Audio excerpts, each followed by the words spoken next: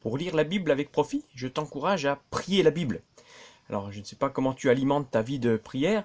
Peut-être tu as un carnet avec des sujets de prière. Peut-être tu as un jeu de cartes avec des photos pour t'aider à te souvenir des personnes pour qui tu veux régulièrement prier.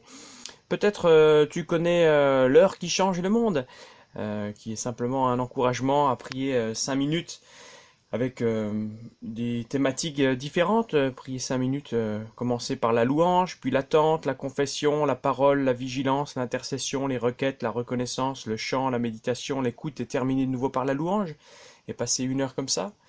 Mais là, mon sujet n'est pas la prière, mais comment lire la Bible avec profit. Et donc, j'aimerais juste te dire qu'en fait, pour la lire avec profit, il me semble que c'est super de pouvoir prier en fonction de ce que tu lis.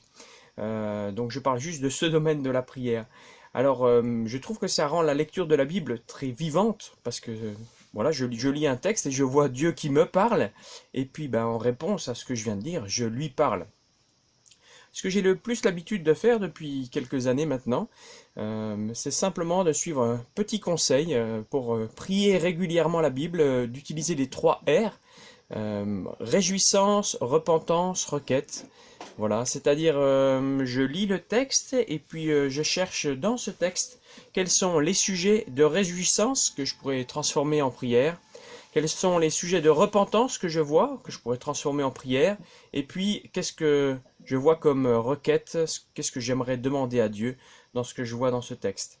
Pour moi, ça m'aide en tout cas beaucoup à prier un texte de la Bible et je vois que petit à petit, ça aide à ce que mes prières, de manière générale, soient plus calées sur les Écritures.